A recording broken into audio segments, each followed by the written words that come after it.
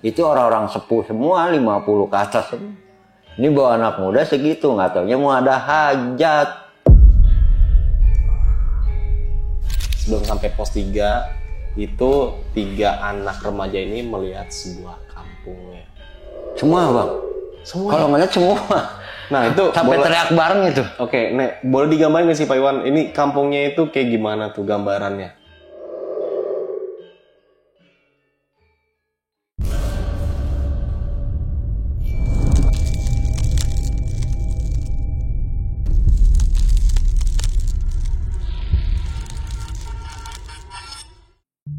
Assalamualaikum warahmatullahi wabarakatuh. Balik lagi nih sob dengan gue Indra di Besok Pagi. Sebelumnya gue sangat berterima kasih banget buat teman-teman semua yang sudah mensupport dan menonton kita sampai saat ini. Semoga teman-teman semua yang menonton dan mendengarkan kita baik itu di platform YouTube ataupun media sosial lainnya selalu diberikan kesehatan oleh Tuhan. Amin. Nah, di kesempatan kali ini yang pastinya gue masih mendatangkan narasumber, yang dimana narasumber gue kali ini akan menceritakan suatu kisahnya di salah satu gunung di Jawa Barat yang memang terkenal akan kemistisannya nih sob nih.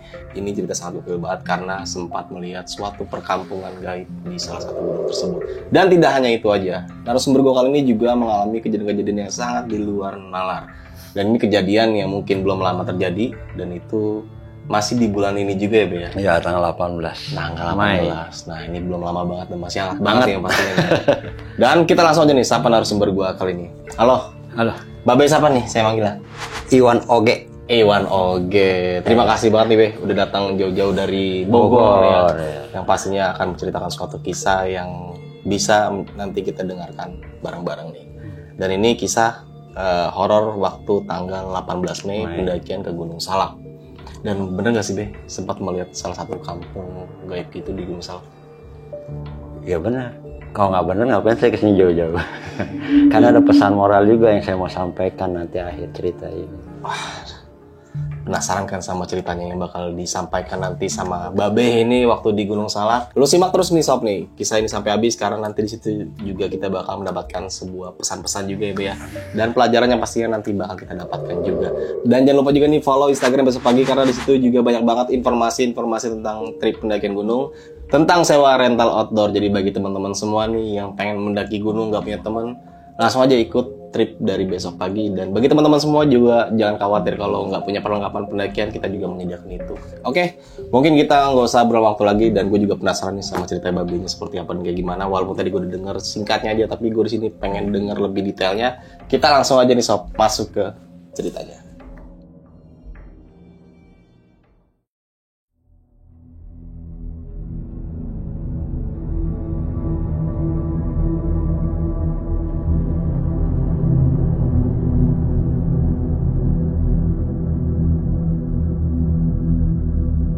Assalamualaikum warahmatullahi wabarakatuh. Waalaikumsalam warahmatullahi wabarakatuh. Salam rimba, salam rahayu-rahayu, terutama para yang seumuran saya.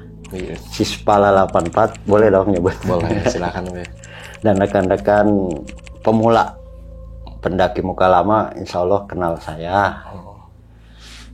Kalau cerita ini, saya dulu nggak percaya hal-hal kayak gini. Sama sekali itu ya. Nah, sama sekali. Sampai saya terusannya di BP ini saya dulu nih gara-gara kayak gini. Kayaknya orang jadi kayak takut naik gunung. Gue dulu nggak pernah ngalamin kayak gini, kan gokil kan? Iya. Akhirnya pas kita ngalamin, geblek kayak buah simalakama gue nggak cerita. Sebenarnya kita nggak mau cerita gitu kan. Tapi karena ada dari kita komunitas kita diundang, cerita ini kaitannya ada kita, ya kita mau nggak mau karena saya pelaku di dalamnya. Iya. Dan cerita ini sangat Iya, akhirnya pada saat itu kita naik awal dari rumah ya. Saya kedatangan ponakan dari Sukabumi.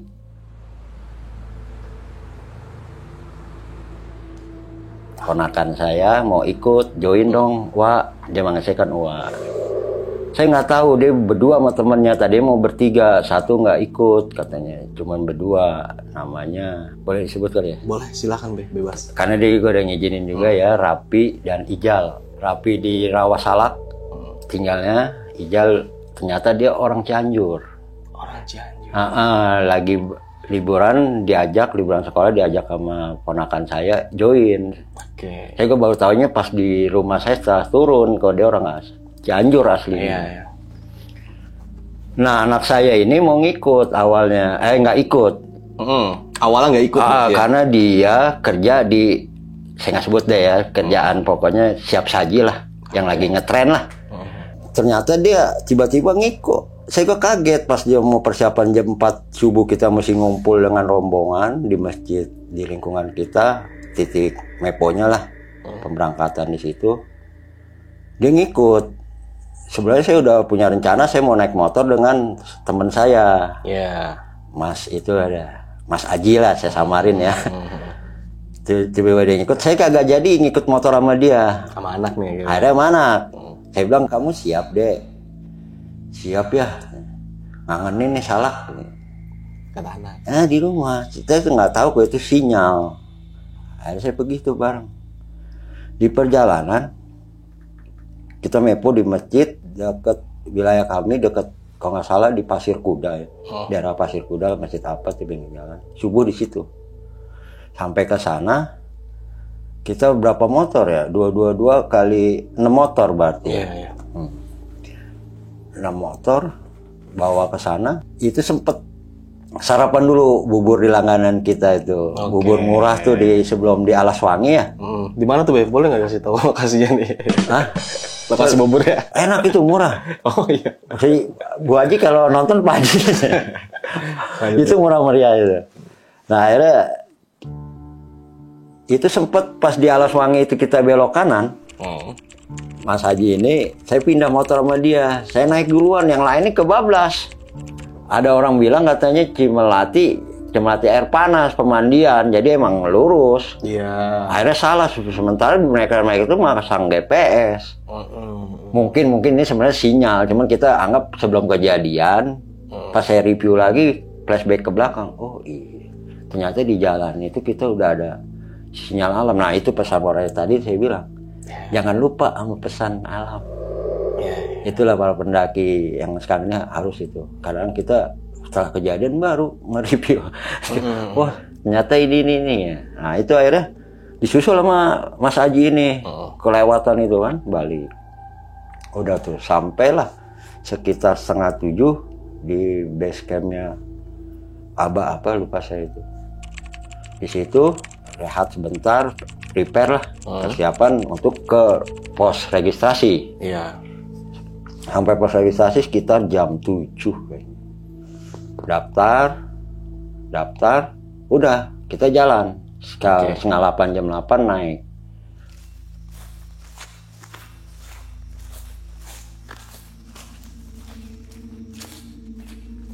Terus nggak ada masalah tuh, aman-aman aja gitu. Karena itu kita nggak sadar.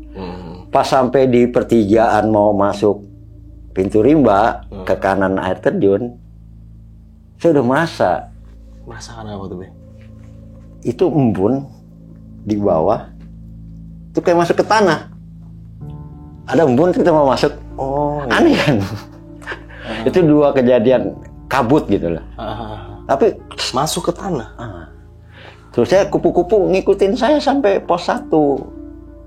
Itu kupu-kupu normalnya itu kita bukan kait-kaitin ya pas kejadian ini. Mungkin kita nggak peka sama yang Allah kasih sinyal pengkabaran buat kita gitu.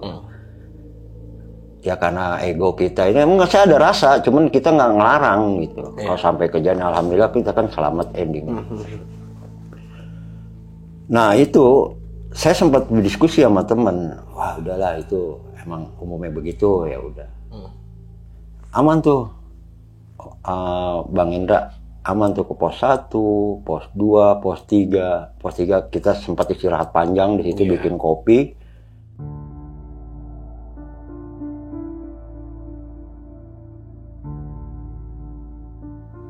Ada dari kok nggak salah anak Bintaro juga ya, kok nggak salah, kalau dia nonton dia tahu tuh. Pendaki di pos 3 ini. Ketemu sama anak Bintaro, dia mau ngambil air. Saya ngirim anak muda ini 2 suruh ngikut. Nggak taunya sebelum anaknya nyusul itu ada longsor, nggak nggak bisa ngambil air. Oh, di mata airnya langsung. Oke. Akhirnya kita nggak ada bekal kan. Saya udah tahu nih bekalan anak kurang, harus diisi sampai kosong. Ya udah, karena keadaan kayak begitu mendesak, ya udah kita lanjut. Sebenarnya di pos 3, 4 itu, nah ini dia saya ngalamin dulu yang pertama saya naik. Belum lama sih sebenarnya, bukan dulu amat, baru beberapa bulan sebelumnya itu saya naik dulu sama rekan-rekan yang senior lah, yang nggak bisa ikut hari itu. Itu saya nggak ngeliat pos 2 sama pos 4, nggak ada tuh pelang. Oh, pelang posnya ya? Nggak ada. Ini alhamdulillah ketemu. Kaget dong. Kaget, saya positive thinking aja. Oh mungkin baru dipasang. Oke. Sampai saya di obrolan situ sama Mas Aji ini yang senior yang dua ngikut sama saya, yang pernah ke situ juga. Tuh kalengnya nggak dibawa sama Pak Iwan, aman. Saya emang suka ngeledek buat ngasih support ke anak-anak. Dikit lagi. Saya itu tukang saya tukang bohong. Tapi buat bohong saya itu buat biar dia semangat. Iya, gitu. motivasi. Biar motivasi. Aman-aman aja bang. Nah pas sampailah ke 4 ke 5 kan tuh, aduh, mantep lah. Kayak udah pernah ke sana mantep itu. Paling jauh itu treknya 4 ke 5 itu. Alhamdulillah kalau nggak ada kejadian kecelakaan apa sih, alhamdulillah. Karena satu habis hujan, bang, agak licin juga. Dan saya juga kaget, treknya berubah. Main dulu pernah saya naik beberapa bulan yang lalu, itu trek pendakian, jadi trek air jalur. Berarti jadi cekung-cekung begitu. Jadi banyak jalan, ya jadi 2 lah istilahnya. Nah tadi pas turunnya itu kejadian, saya ngeliat 4 jalur. Oke. Mungkin yang di sini dilanjutin dulu pas sampai naik dulu ya. Ya kita saya ceritain pas naik ketemu, sampai saya asumsi saya kan dulu di pos 6 ada sumber air juga. Sebelah kanan sama bukan sumber air, itu kubangan aja. Nggak ketemu, saya cari nggak dapet. Saya sama adik-adik saya ini kan, coba kamu cari, coba sama sono, saya sini, nggak dapet. Ya udahlah, kita sampai ke puncak duluan tuh. Memang ada sweeper yang ngawal yang tadi itu kan, ngawal dia, nunggu dia di atas. Kita sempat tawasulan dulu di sampai puncak itu kan.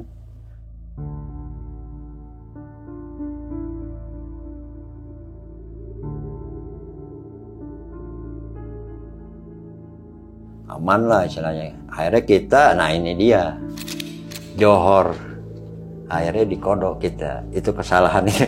Jangan nunda-nunda deh kalau emang ini.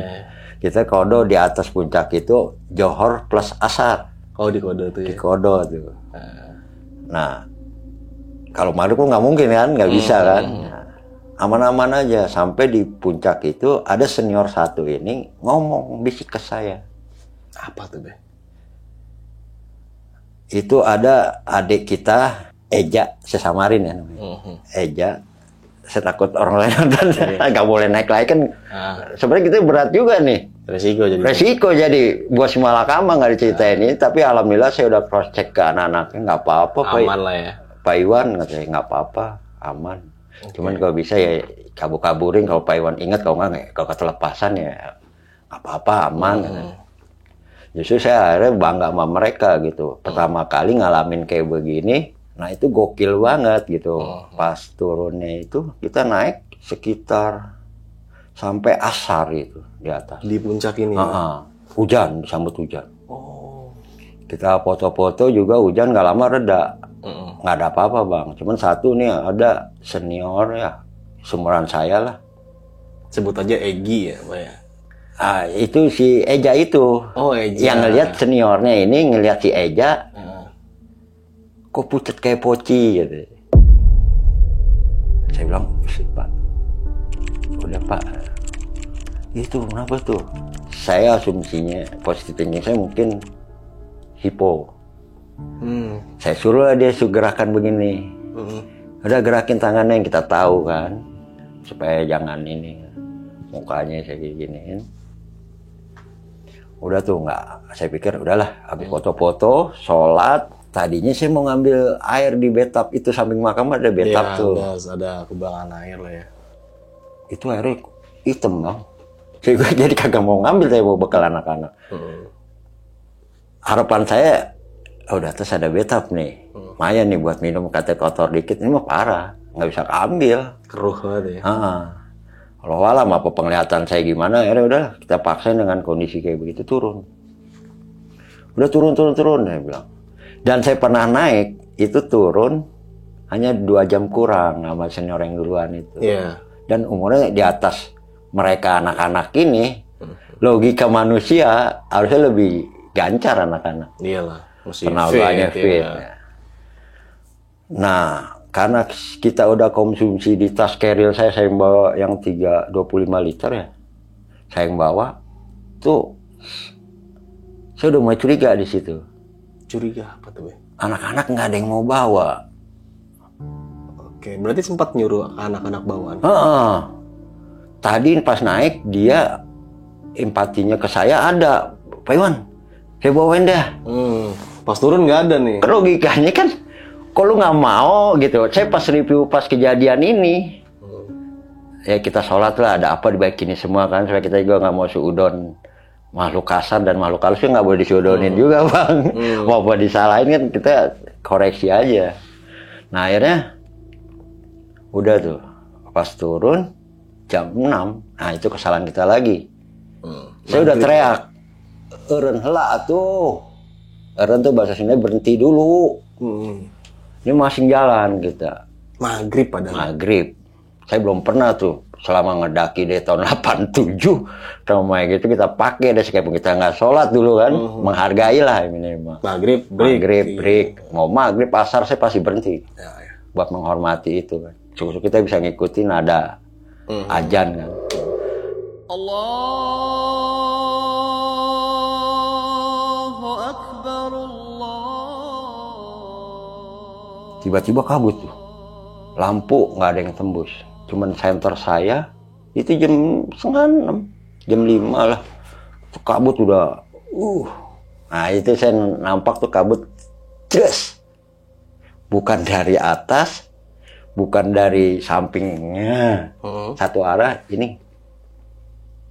Oh jadi kayak layar. Oh iya. Kayak nonton bioskop gimana? Ayo akan dimulai film ini ya kan gitu. Iya. Ini enggak. Saya astagfirullahaladzim. Waduh, saya istighfar. Udah pas di ke-5, 6 ke 5 mayan aman-aman aja, itu cuman kendala gelap aja. Nah di pos keempat, 5 ke 4 terjadi insiden. Senior saya itu, boleh sebut kan yang tadi? Boleh Pak, silakan. Pak RW, terguling-guling, jatuh. Saya ngeliat karena saya sweeper kan, sama Mas Aji ini di belakang ngedampingin, bebarengan dengan si Ijal ini, temannya sepupu saya. Tiba-tiba kakinya sakit. Saya ngeliat sendiri bang, sampai saya bubet tuh pakai apa sih namanya? Kalau pemain bola tuh, yang kayak apa namanya? Ya, itu bahasa itu loh, saya nggak ngerti lah. Pokoknya saya bawa aja emang ke suatu untuk emang kompetisi bola saya bawa sisa. Itu dengkulnya naik bang. Dengkulnya naik? Ini, maaf ya. Oh iya. Ini ke sini.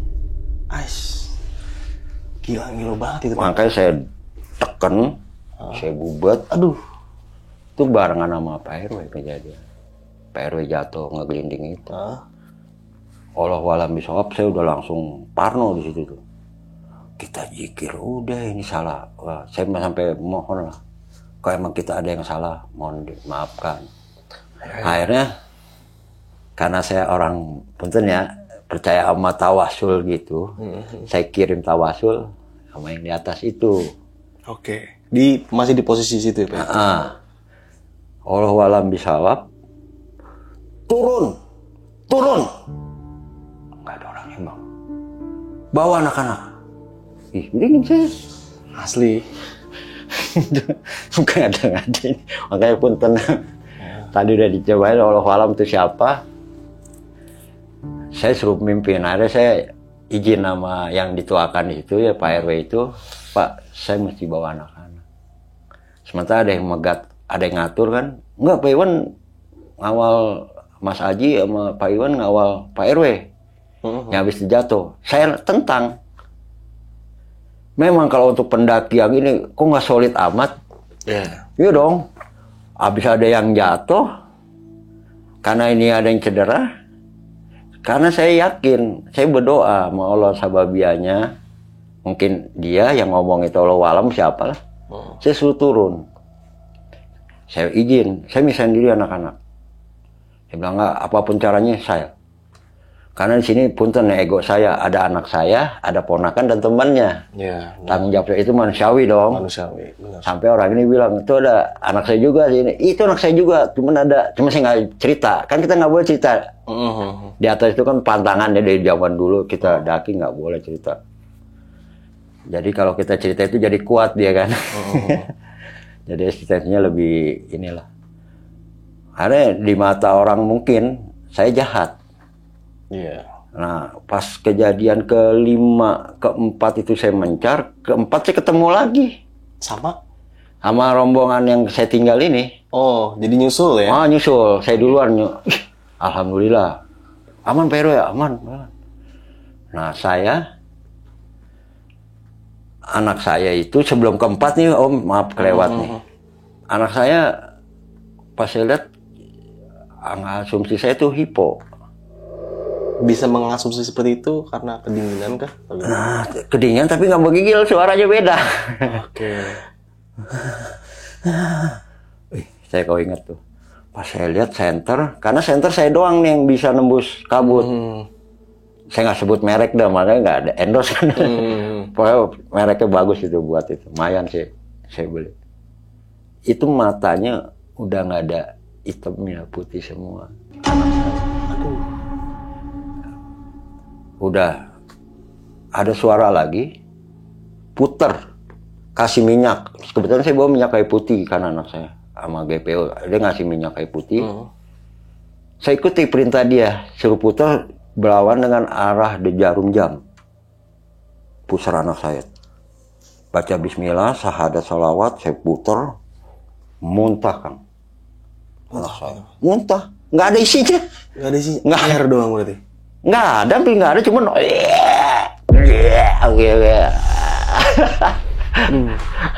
kalau dibilang air, ada air, cuman air liur ya kayaknya. Kalau muntah kayak suara begitu, langsung dia teriak apa? Itu jam udah mau subuh itu, jam 2:30. Ternyata saya cerita nih, ada proyeknya nih. Ternyata ada nanti batinnya seorang ibu ke anak tuh ada kontak terakhir cerita. Saya cerita. Udahlah, pas turun, udah ya. Adik kuat. Udah ngebahasain kan emang anak bungsu saya. Bener deh kamu kuat. Iya. Ada mama, muka mama. Muka mama, adik kuat. Tak ada kaitan ini bang sama istri saya gitu kan. Boleh. Udah. Kuat tuh turun. Berarti 4/3 ketemu kan tuh. Baru saya mencar lagi dong karena perintah harus bawa anak-anak sampai bawah. Emang pada situ kalau ngeliat senior lu kurang aja orang tua ditinggal gitu. Ternyata pas saya di base camp baru dapat jawabannya. Ntar saya cerita di akhirnya. Boleh. Nah akhirnya masuklah kita mau menuju pos 3. Itu udah saya sweeper kan akhirnya. Karena ada yang si Ijal itu kakinya cedera. Udah nggak, ini udah yang kiri deh yang parah itu saya lihat. Kalau kanan mah karena capek aja ketarik. Saya mimpin, nggak tahu ya anak-anak udah dihajar mentalnya. Namanya ABG 18, 19, 20 lah paling tua. Udah kayak ribut cekcok. Cekcok gara-gara apa tuh, Be? Jalur pecah. Itu saya bilang pas saya ambil ini, astagfirullahaladzim. Enggak, kamu di mana lihat ya? Sini, udah nggak bisa. Pas cekcok, yang satu ini lari karena emosi. Udah gue aja gitu, biasa ego anak muda. Saya kejar tuh, bang. Saya loncat sampai ponakan saya si Rapi ini. Pas di rumah, kayak terbang deh. Allah alam dah.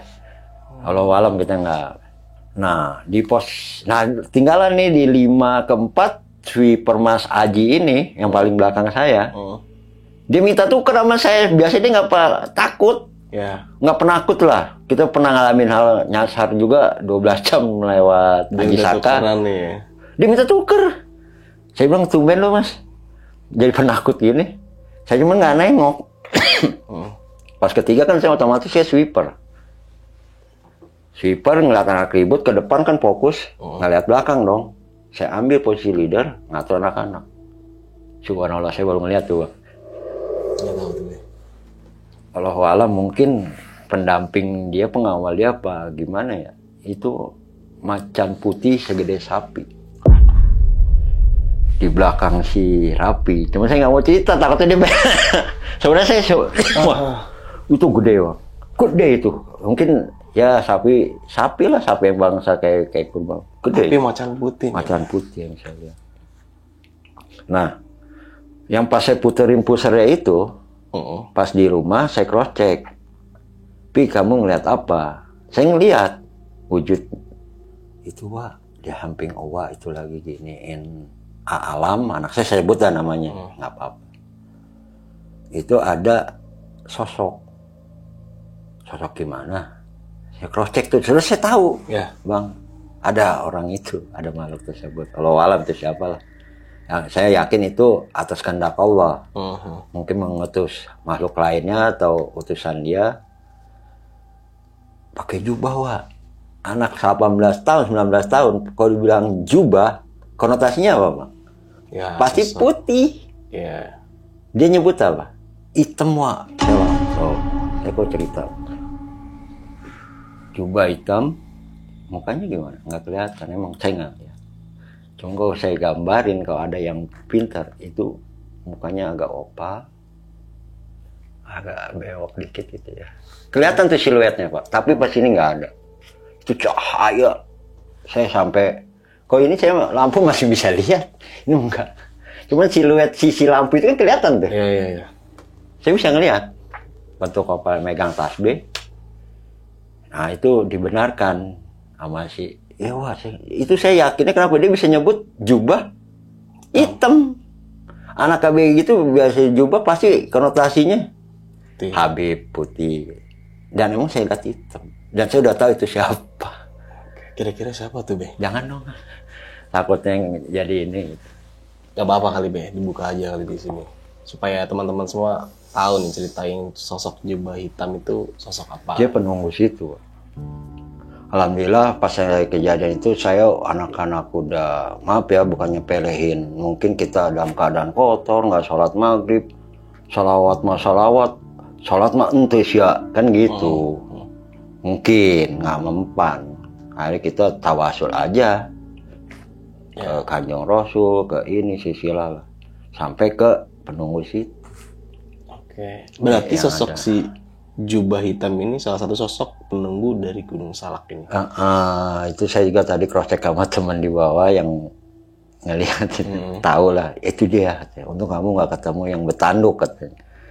Oke. Dia bilang, Tanduk kenapa tuh, Be? ya jahat katanya. Emang saya yakin itu orang baik karena kenapa? Kan simbol kalau bermain sama orang baik itu wangi gitu. Kan peribahasa selalu begitu kan.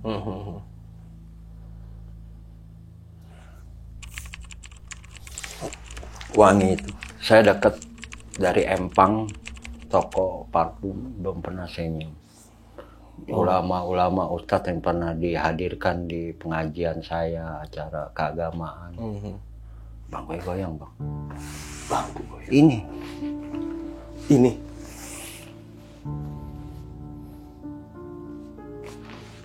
Kenceng, Bang. Bentar mungkin ya, Be. Aman, Be? Aman. Itu subhanallah itu. Mungkin aulia mungkin ya. Kita juga kan bukan berarti ini kan. Di atas perantara dia, kita juga niatnya baik gitu kan. Niat semua yang daki baik. Pas di pos 3 itu, anak-anak udah mulai ribut.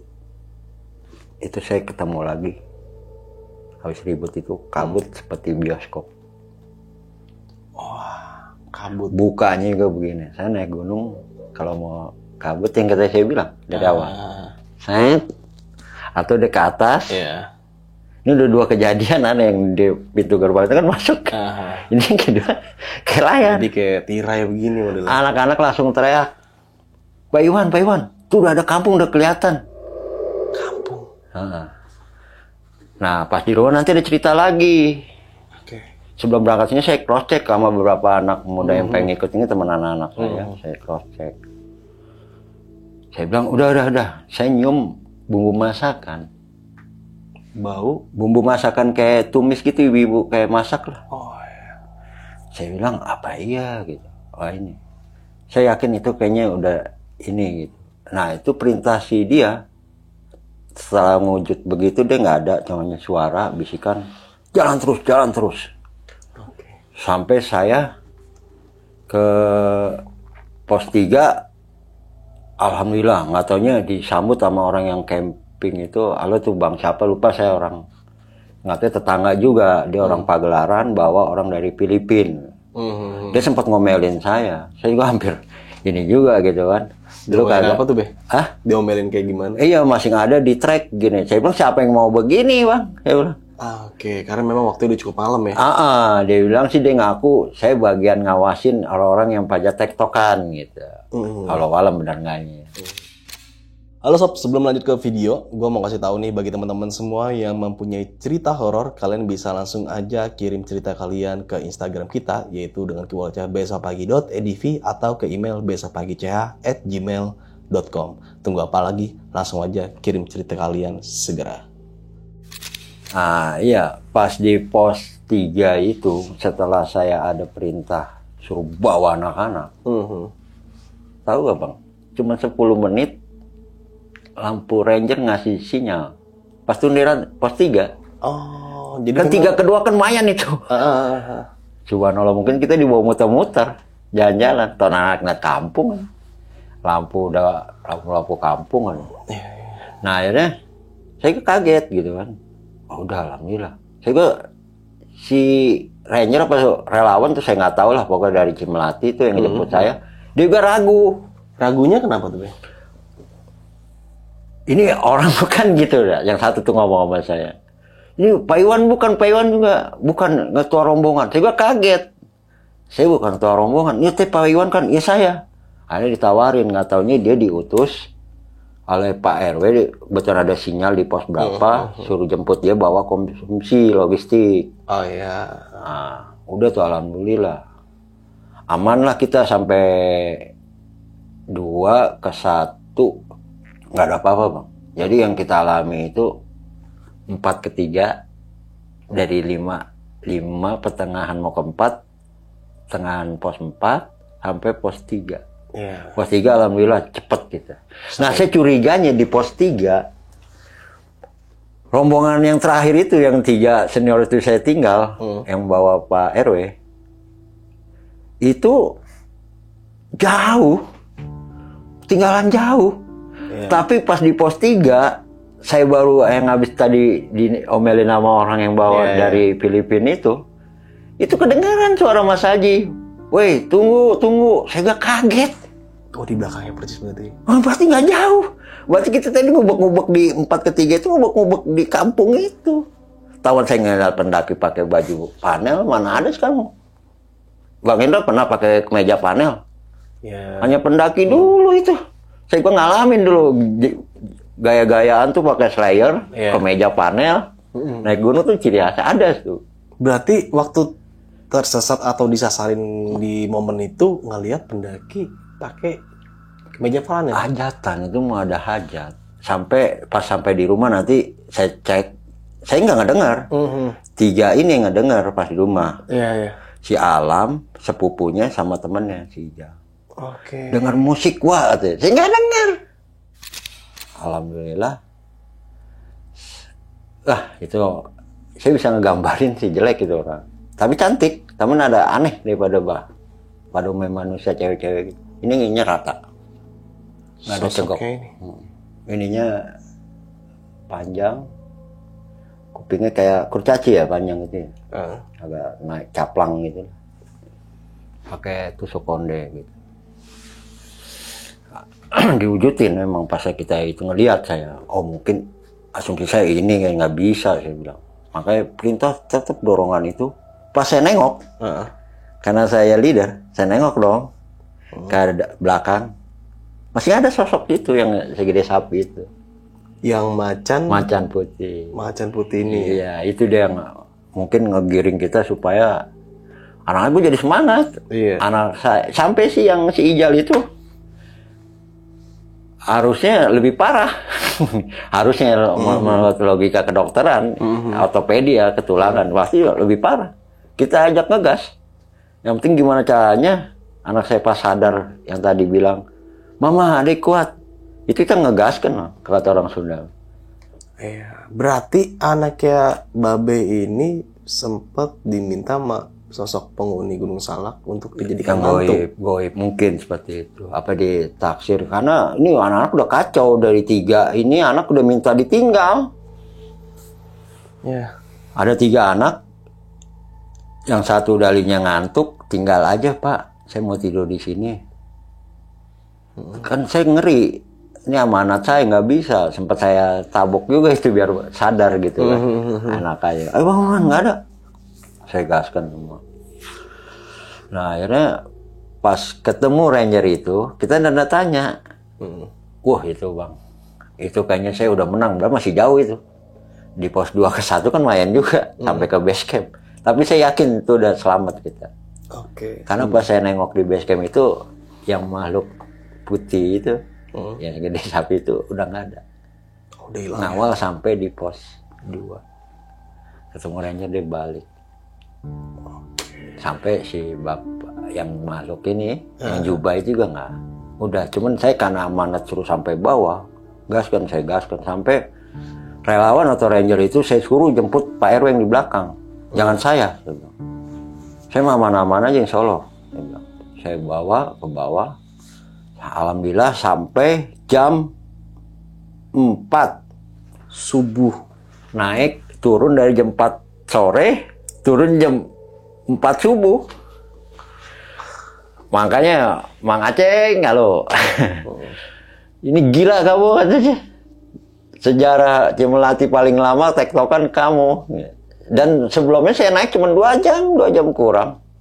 Ini sampai hampir kalau dihitung 12 jam. Turunnya 12 jam 12 lebih ya. 12 jam lebih. Jam Kalau dihitung sama naik bisa hampir 20 jam. 21 jam ya. Tuh ternyata kayaknya nggak mungkin. Coba lihat apa jalur pendakian itu kan ada titik-titik jam, estimasi jam. Iya. Dan saya juga pernah ngelakonin naik cuma 3 jam lebih, turun 2 jam. Itu orang-orang sepuh semua, 50 ke atas semua.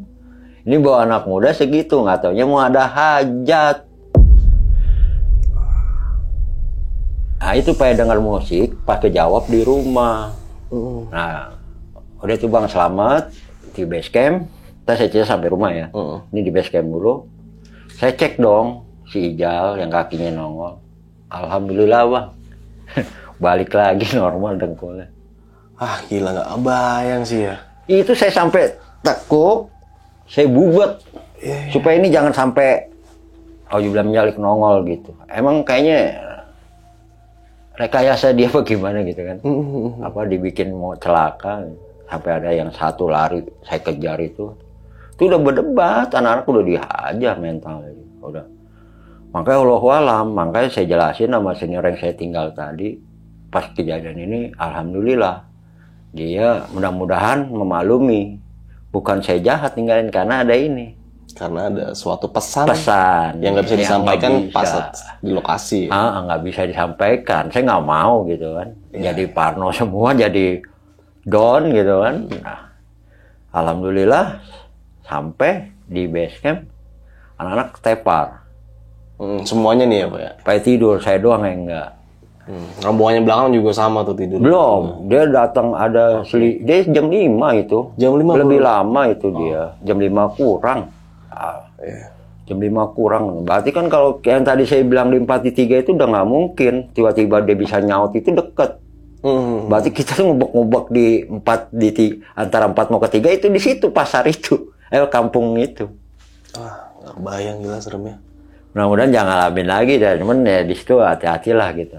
Pesannya pas sampai di rumah bang, Boleh gak kita langsung? Boleh, langsung ke rumah. Langsung aja ya. Pas sampai di rumah, nah inilah kontak batin seorang ibu ke anak kuat. Istri saya kan kalau dari dulu tuh tidurnya itu nggak pernah malam.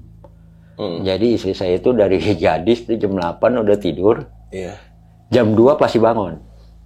Tahajud. Sholatlah dia. Kok nggak ada kabar yang naik gunung gitu. Karena kan di base camp itu udah ada sinyal. Benar, seharusnya udah ngabarin. Udah ada ngabarin. Dia kontak ke kakaknya ini. Kakak yang paling tua tuh, perempuan. Nah itu yang dia ngerekam cerita saya ini. Buat IG-nya katanya sudah ya. Saya bilang jangan dulu Kak, nggak enak deh. Karena Pak RW udah dipanggil sama konten ini. Oh yaudah. Kontak. Adek kuat. Istri saya langsung sholat. Ayo deh, adek kuat. Itu sama ucapannya dengan anak saya. Ayo, adek kuat. Oh, jadi waktu saat sholat tahajud. Itu jam 2:30 itu saya bilang sekitar 2 jam setengah 3-an. Iya. Nah itu emaknya kontak. Dan emaknya keluar dari rumah ditegur sama keamanan rumah saya. Ngapain Bu? Istri saya dengar musik hajatan. Di rumah. Wah gila. Sama hal anak 3 ini yang masing kerabat saya lah, bukan orang lain kan. Anak, ponakan sama temannya, ya anak saya juga, semuanya juga. Dengerin musik juga aja. Dengerin. Saya tanya temennya yang berlima ini, si A, si B, si C lah, saya nggak sebut. Itu nggak dengar. Jadi cuma 3 orang aja yang dengar musik. Termasuk saya juga nggak dengar.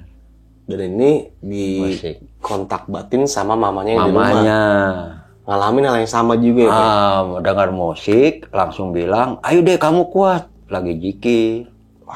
Nah itu sama deh pas jam berapa? Ya aku sholat jam segini ya, khawatir lah. Akhirnya dia karena kontak, kakaknya itu mencuing kupingnya. Kakak yang besar ini nih yang bikin mau masukin di Instagramnya kan kakaknya perempuan udah nikah. Kontak batin juga.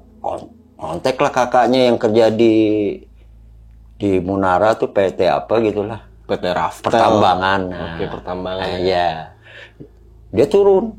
Namun pas lagi libur kan dia, Sabtu Minggu libur setengah hari. Dia kontak ke temannya, panik dong. Kakak yang nomor, jadi anak saya 3 kan. Yang perempuan, lelaki, yang bungsu nih. Yang saya ajak. Yang kedua ini laki. Kontak juga dia ke teman-temannya di komunitas. Karena dia nggak mau, karena dia ulang tahun 19 Mei. Hari itu dia nggak mau ketinggal adenya dan ayahnya ini nyangkut. Dia malam itu dia bertindak sama timnya tuh, sama teman-teman apa komunitas dia itu pendakian di Salak juga. Cuman dia salah. Salahnya? Ngejemputnya ke Haji Saka. Oh, padahal lo jalur Cimelati ya? Emang awalnya kita mau berdebat pakai Haji Saka sama Cimelati. Nah dia taunya tuh isi anak saya tuh ayahnya senangnya pasti Haji Saka bukan Cimelati karena deket kan, lebih dekat. Dia kesana jemput sama timnya. Ke Haji Saka tapi. Ya terima kasih Sultan dan teman-temannya udah nyusul sekalipun salah alamat. Nah itu saya hargai atensi dia sebagai sahabat pendaki ya, teman-teman. Spontan gitu. Akhirnya ya udah. Sampai istri saya itu marah sama saya. Kalau kejadian apa-apa yang saya nggak pernah ngelihat istri saya itu ngamuk ke saya. Mungkin saking emosionalnya, saya juga malumin. Nggak pernah istri saya berbuat kasar gitu, man. Kalau kejadian apa-apa, lo digituin saya masih, lo yang gua hancurin. Saya ditunjuk. Karena dia ngelihat sendiri, anaknya itu nonton, anaknya lagi kewalahan gitu, ngelihat, makanya dia kontak, ayo deh kamu kuat. Dan istri saya itu nggak mau ke gunung. Kenapa tuh Pak? Ya dia agak peka juga. Oh. Jadi nggak mau dia gitu. Kontak batinnya kuat. Sampai pada akhirnya pulang ke rumah, mendengarkan cerita yang tadi sudah dijelaskan. Setelah itu boleh diizinkan mendaki gunung lagi nggak tuh Pak? Ke depannya? Boleh, malah mau minggu ini pertengahan Juni ngajakin ngecamp di Beheng Awi. Oh, camp di Bengawi ya. Keren kan? Saya bilang kita nggak perlu takut sama kita, bukan buat kita sompral, nantang juga nggak boleh. Kita saya ngasih edukasi ke anak-anak. Satu, takutlah sama Allah. Kedua, sama orang tua. Benar. Selebihnya kita bisa takut. Itu misalnya nyelakakan itu takut itu karena nafsu kamu. Iya. Nah, pesan moralnya di sini yaitu dia. Kalau maghrib atau azan apa, berhentilah. Mungkin dari anak-anak ini, saya udah tahu sih kenapa kejadian ini terjadi. Saya langsung istiharoh dulu. Gua nggak mau sudon kan tadi saya bilang sudon nama makhluk kasar, nama makhluk halus. Kesian juga disalahin. Kan nggak ada sebab pasti sebab akibat pasti ada. Semua kejadian di muka bumi ini ada sebab akibat. Asli, benar. Nah itu saya alamin. Akhirnya saya ambil itu. Satu, ya izin. Pertamanya izin orang tua. Sholat. Iya. Penting. Sama persiapan. Perbekannya anak-anak ini agak ini juga kesompray. Iya. Persiapannya kurang. Dianggap memang, kayak saya bilang kemarin saya evaluasi lagi sama senior. Kita jangan tektok lah. Kayak kalau mau tektok. Logistik, anggap itu ngecamp. Iya. Jadi aman. Meskipun kita di bawah kelebihan logistik, kasihlah pendaki yang mau naik gitu kan. Benar. Itu kan harusnya begitu. Nah, ini kelengahan kita juga, kita nggak ngecek perlengkapan anak-anak sampai sepatunya ada yang jebol gitu kan. Berarti kan nggak standar gitu kan. Nah akhirnya kita juga sebenarnya saya nggak mau cerita nih Bang di sini karena saya takutnya buah semalakama nggak dicerita gimana. Alhamdulillah kok anak saya ponakan yang Ngizinin ya? Ngizinin naik. Saya bilang akhirnya bercerita di sini. Ngizinin dan dia nggak kapok. Ya, dan malah nanti bakal ada. Saya bilang insya Allah kamu gunung mana aja ini udah pengalaman pertama yang lengkap banget. Saya bilang ini paket lengkap nih saya. Saya juga nggak pernah, saya baru ngalamin Bang hal kayak begini. Dulu paling tahun 788 paling kita nyasar naik ke pohon pinus, pohon paling besar di situ naik cari karena kan keterbatasan alat dulu. Paling nyasar ke semak-semak binatang atau babi atau apa pernah saya ngalamin gitu. Kalau hal-hal mistis itu nggak pernah ngalamin. Kalau ngelihat kayak GDR itu mah biasa. Iya. Itu pasti. Tapi ini baru seumur hidup ngalamin ngelihat hal yang kayak gitu di Gunung Salak ini. Makhluk yang ternyata ada yang wangi dan ganteng loh. Dan ini mungkin jadi sebuah kisah yang mungkin tidak pernah terlupakan juga nih. Alhamdulillah buat saya benar saya. Dan tadi teman-teman semua juga udah menyimak kisahnya. Semoga bisa menjadikan juga tuh pelajaran juga ya Pak ya. Dalam kisah yang tadi sudah dibawakan sama Pak Iwan saat di Gunung Salak tersebut.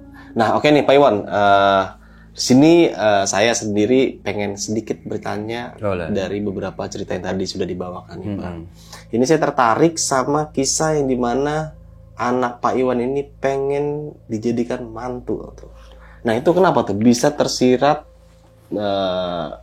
melihat sosok wanita yang tadi sudah dijelaskan tubuhnya seperti ini. Iya. Dan itu anaknya pengen dijadikan mantu. Kenapa bisa sampai berpikir seperti itu Pak? Ya pas dia bilang minta ditinggal ada sosok itu. Ada tinggal aja ya, nggak kuat dia minta ditinggal Bang. Ada perintah, saya kurang lengkap ya. Ada perintah suruh pusarnya diputar berlawan arah jarum jam. Iya. Nah itu dia ngelihat. Dan saya ngelihat. Mungkin dia nggak sadar, anak saya itu nggak sadar. Dia nggak sadar. Emang dalam posisi itu memang anaknya Pak Iwan ini memang nggak sadar ya. Nggak sadar dikata bukannya pingsan. Ya. Kayak Bang Indra begini cuman hitamnya ya di luar umumnya orang inilah sadar gitu. Udah aneh, udah macam-macam sih. Saya lihat mukanya tuh udah antara capek itu. Anggapan saya pikir itu saya halu, makanya saya tadi cross check sama si Ijal itu. Iya. Nah, balik lagi saya ingat pas saya telusurin, asumsi saya kan si Ijal ini orang Sukabumi. Ngatanya orang Cianjur. Katanya ada masing kaitan. Yang maka bisa ngelihat kata orang Bandung apa ketemu di base camp itu. Dia ngomong begini, Mang Acing tahu denger gak itu? Lagi di warung itu kan belum turun tuh, yang 3 orang ini yang senior. Anak-anak udah tepar tuh, HP udah ngegeletakan Bang. Kalau ada pencuri habis itu. Iya karena mungkin udah saking capeknya udah saya amanin HP semua di masjid itu. Iya. Maaf tuh, di masjid juga itu kan terganggu tuh sama anak-anak kita itu. Harap maklum aja, mungkin saya lupa pendakian mana. Asal ditidurin sama anak-anak. Nggak tahu itu matras orang yang lagi mau naik subuh. Maaf tuh, saya kan minta maaf tuh, saya lupa nanya gitu. Nah akhirnya, ya alhamdulillah, Bang, itu baru turun ini. Alhamdulillah tuh kalau kepanggih ya. Kepanggih tuh. Ketemu sama sosok itu. Kenapa tuh? Ya katanya ya yang nolong sababiannya dia yang bantu kita sampai gitu. Allah alam kalau sampai kita nentang itu ya celakalah kita. Maksudnya nentang pesannya. Suruh mimpin anak-anak mungkin semuanya celaka mungkin ya. Ya. Ini mah asumsi saya aja gitu karena orang Bandung siapa sih lupa saya namanya. Sempet kenalan itu. Tapi ini baru pertama kali Pak Iwan ini ngalamin hal seperti ini dalam artian kayak suara gaib yang tiba-tiba menyuruh instruksi ini ke depan. Jalan, pimpin anak-anak. Jalan. Itu baru pertama kali, Pak. Suaranya berat, Bang. Berat tapi kayak deket gitu. Takut nggak sih, Pak? Baru pertama kali mendengar suara kayak gitu. Saya itu anggap pertolongan Allah. Karena sebelumnya tawasul dulu. Saya yakin itu pertolongan Allah, alam, Allah ngirim makhluk apanya, yang penting nyelamatin aja, saya minta begitu aja. Oke. Yang makanya saya nggak ada takut, malah pede. Bahkan yang tadi, yang senior suruh saya mimpin, saya lawan. Karena saya lebih menghargai suara itu, karena niat saya kan mau minta tolongnya sama Allah. Iya. Allah alam itu siapa dan wujud. Wujud. Itu yang tadi saya bilang itu. Dan saya cross check kan, takutnya nggak saya halu apa gimana, saya cross check sama si Ijal ini, temannya sepupu saya. Dan dia ngomong bener itu yang juga. Dan berarti ya alhamdulillah semua yang penting mah selamat gitu. Cuman ada pesan kemarin saya sholat untuk 3 bulan ke depan yang ke Cimelati dulu. Oh berarti untuk 3 bulan dari sekarang ini, Pak ya? Anak-anak tuh nggak boleh naik Gunung Salak via Cimelati. Anak-anak ke-8 itu mau dia sama temen yang lain. Terus saya belum nyampein nih, baru dapat semalam. Setelah habis sholat Isya, bukan sholat malam loh. Kenapa tuh, Pak? Kalau boleh tahu pesannya lebih lengkapnya lagi tuh. Ya mungkin masih ngewangi, Bang. Kalau kata orang mereka itu masih ngewangi diincer. Jadi kalau dilihat kebetulan anak fisik saya yang down ya, keadaan lemah begitu. Anak saya mungkin dari anak itu kan ada yang minta ditinggal tadi. Berapa orang tuh? Yang alasannya ngantuk lah, katanya sakit. Dia tinggal aja enak nih di sini. Pak Iwan duluan aja kan kurang ajar. Kita kan sebagai ini, enggak nih tanggung jawab kita. Ayo. Nah mungkin terutama orang yang minta ditinggal itu nanti insya Allah nih setelah pulang dari podcast ini saya sampein kamu 3 bulan sama siapapun. Nggak boleh sama mendaki. Temen kuliah, sama temen kerja kalau dia udah kerja, atau ini jangan lewat Cimelati dulu selama 3 bulan ke depan. Pas saya hitung-hitung, punten ya, maaf, 3 bulan ke depan itu Suro, Bang. Sampai bulan Suro dia boleh naik September, Juni, Juli, Agustus. Silahkan kalau yang tahu tuh Suro itu bulan Juli awal sampai 8. Itu nggak boleh. Karena gini, Bang, saya udah nggak mati hal itu, klinik. Sebenarnya pendakian kok bisa hindari ya tanggal itu.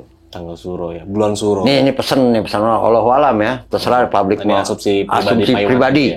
Hanya pesan mau dipakai syukur, nggak dipakai ya kebangetan. Karena saya bicara sinyalemen alam ini saya pakai. Jadi pada bulan Suro itu banyak orang yang punya niatannya klinis, mengundang, Bang. Jadi kalau memang itu coba kejadian banyak kan cita-cita diundang di sini mungkin yang satu Suro naik. Itu emang dia aja hajat. Kalau bisa hindarilah bulan itu. Kecuali niatnya lain ya. Niatnya bukan hanya pendaki murni, bukan penikmat alam seperti komunitas saya. Spiritual. Nah itu silakan. Tapi kalau niatnya cuma pendaki jangan, karena bukan porsi lu bulan itu porsi dia gitu. Oke, berarti memang 3 bulan ini nggak boleh mendaki ke Gunung Salak dulu. Iya, pokoknya via Cimelati. Via Cimelati ya. Karena tapi umumnya, emang saya kemarin kan mau rencana kan bulan Juni masih aman. Saya kan mau barengan Juli ya. Saya bilang jangan. Saya bilang ini ada sinyal bulan suro itu. Oke, berarti aman banget. Bukan saya percaya bulan semua baik, cuman kan pada bulan itu orang biasa niatnya beda. Iya. Campuran. Ini asumsi pribadi Pak Iwan aja ya. Dan rata-rata di gunung mana ya bang? Oke. Abang Indra sering kemana-mana dengan timnya, pasti di gunung A ada patilasan lah, makam lah, itu pasti niatnya beda. Beda itu mereka itu. Nah kita bukan di situ porsi kita gitu. Itu hak dia, makanya sampai dulu pernah di kejadian gunung apa gitu, ritual ini mati pisah gitu. Nah itu jangan sampai. Kok pesan saya sih terserah. Menyikapinya para penonton pendaki silakan, saya cuma hanya mengingatkan. Kalau niatnya mau ziarah mah enggak. Tapi kalau niatnya mau pendaki kayak mau nikmati alam, mau asik-asik ngeliat sunrise, sunset, hindarilah bulan itu. Bulan suro. Oke nih Pak Iwan, saya masih penasaran lagi nih, ketika memang sampai di pos 3, sebelum sampai pos 3, itu 3 anak remaja ini melihat sebuah kampung ya. Semua bang? Semua? Kalau ngeliat semua. Nah itu sampai teriak bareng itu. Oke, nih boleh digambarin nggak sih Pak Iwan, ini kampungnya itu kayak gimana tuh gambarannya? Hanya lampu. Cuma kita nggak nyampe-nyampe ke situ. Tapi sih Bang Indra ngeliat tuh, Bang Indra, saya nyamperin, Bang Indra lagi gitu, kita udah jalan berapa kilo gitu. Oke. Cuman yang ada yaitu penampakan alat bunyi musik, saya juga nggak dengar. Sama saya nyium aroma kayak rumah tangga masak gimana sih bang? Ya, kayak masak-masakan kayak rendang, bumbu-bumbu masak gitu lah. Saya nyium itu. Dan ini semua yang dialami Pak Iwan bersama tim rombongannya setelah turun dari puncak Gunung Salak ya. Dan ini kejadian yang sangat gokil banget. Pendakian tektok alias tidak camp, tapi makan waktu sampai 20 jam lebih. Iya. Wah, luar biasa. Luar binasa mah. Dan ini kejadian yang mungkin tidak bisa dilupakan sama Pak Iwan dan timnya pada saat itu. Nah, akhirnya kita ngambil hikmahnya bang. Ya segala sesuatu dipersiapkanlah mental. Apa ya persiapan mental, fisik, logistik kan ya. Itu emang banyak hal yang gini. Jadi kalau saya amati gitu-gituan ya, itu memang masuk di donin di fisik dulu. Kata orang sekarang halu gitu. Kalau kita cross check itu benar. Kayak saya kan anggap halu. Pas saya ini karena saya fisik, saya juga lapar bang hari itu. Lapar, kekurangan logistik karena kan konyol. Berapa jam terbatas, sampai center saya udah mati, udah nggak bisa tuh yang tembus itu. Hanya ngandelin dari pos 3 ke base camp pakai HP anak saya dan teman-temannya pakai HP. Makanya maaf aja nggak ada videonya. Karena malam itu kejadiannya malam, HP-nya itu bukan buat moto-moto atau apa, kita nggak buat penerangan. Makanya kan kemarin Pak RW bilang ada foto, nggak ada Pak. Gimana kita mau ini bawa kepikiran itu? Kembali lagi mau percaya syukur nggak percaya udah. Yang penting saya nyampein, ada amanat. Ya. Seperti itu. Oke.